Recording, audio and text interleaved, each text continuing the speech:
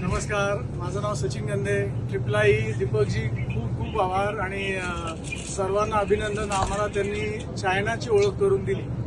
आत्तापर्यंत चायनाबद्दल आम्ही वेगळ्या गोष्टी ऐकतो जवळपासच्या लोकांकडनं, न्यूजमधनं. त्यापेक्षा खूप वेगळं आहे. मी म्हणेल की कोणालाही बिझनेस करायचा विचार असेल किंवा कोणालाही बिझनेस वाढवायचा विचार असेल की जिथे ते काम करतात ते वाढवायचा इच्छा असेल तर एकदा तरी तुम्ही चायनाला आलंच पाहिजे. त्याच्याशिवाय पुढची गोष्ट तुम्हाला कळणारच नाही की आपल्याला कुठपर्यंत जायचं आहे. दीपकजींची जेवढी मदत झाली याच्यामध्ये आणि ज्या पद्धतीने त्यांच्या टीमनी आणि सर्वांनी याच्यामध्ये एकत्रपणे काम केलेलं दिसतंय त्यात आम्हाला कुठेही असं वाटलं नाही की आम्ही कुठेतरी बाहेर आलो. मी पहिल्यांदाच ऍक्च्युली आलो, त्यांच्याशी पहिल्यांदाच भेटलो, पण आता भरपूर सारे मित्र घेऊन चाललोय बरोबर.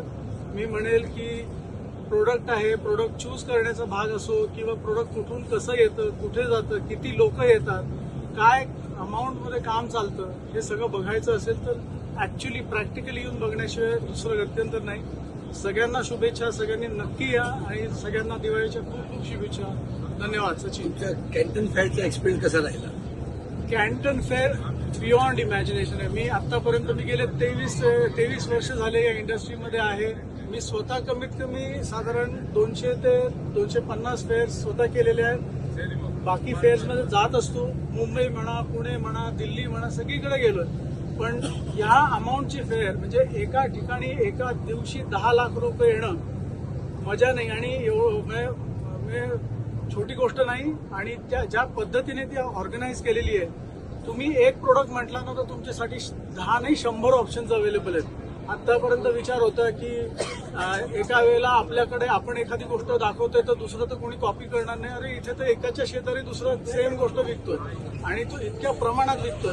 तर आपल्याला मानसिकता बदलायची असेल, आपल्याला सगळं आपला विचार बघण्याचा दृष्टिकोन बदलायचा असेल तर सगळ्यात महत्वाची गोष्ट म्हणजे कॅन्टन फेअर.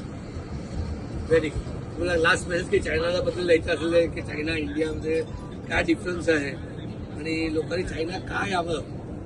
मला म्हणजे इनफॅक्ट मी ट्रान्सलेटर वापरत होतो, त्यामुळे मी ऐकायचा प्रयत्न करत होतो की चायनामध्ये लोक काय बोलतात. तर फारसं काही वेगळं नाही. नवरा बायकोला जे बोलते इथे ते तिथे आपलाही बायको नवऱ्याला बोलत असते, मित्र मित्रांमध्ये बोलत असतात, मुली मुलींमध्ये बोलत होते. पण एक गोष्ट बघितली की हे लोक जे काम करतात म्हणजे अगदी हॉटेलमध्ये असलेली चायनीज लोक असोत किंवा इतर इंडियन सुद्धा जे चायनामध्ये येऊन काम करतात किंवा बाहेर सुद्धा कुठलंही काम म्हणजे सिक्युरिटीचं काम असो, मोठ्यात मोठं काम असो, फ्रंटेस असो, प्रत्येकाला इच्छा आहे की मला हे मनापासून करायचं आहे. माझ्या मते भारतामध्ये एक दुसऱ्याला तू कोण मी कोणच्या ऐवजी हे बघायला शिकायची गरज आहे. भारतात सगळं काही आहे, कल्चर आहे, सगळं काही आहे. माझ्या मते चायनामध्ये येऊन शिकायची गरज आहे की आपल्याला लोकांशी कसं वागता येऊ शकतं आणि कसं एम्पॅथेटिक राहता येऊ शकतं. ते फार शिकायला मिळालं. लोक फार छान आहेत, बोलायला इच्छुक आहेत. मी एकाशी चायनीजमध्ये बोलायचा प्रयत्न करतो, मी इंग्लिशमध्ये बोलत होतो. इमिजिएटली बाजूने एक चायनीज आला होता, म्हणलं मी तुला मदत करतो त्याच्या बिझनेसमध्ये. काही गरज नव्हती पण ते करतात, म्हणजे एक दुसऱ्याला मदत करतात, आपल्याला मदत करतात. Very good. Thanks a lot. Wish you all the best. Thank you sir. Thank you. Thank you.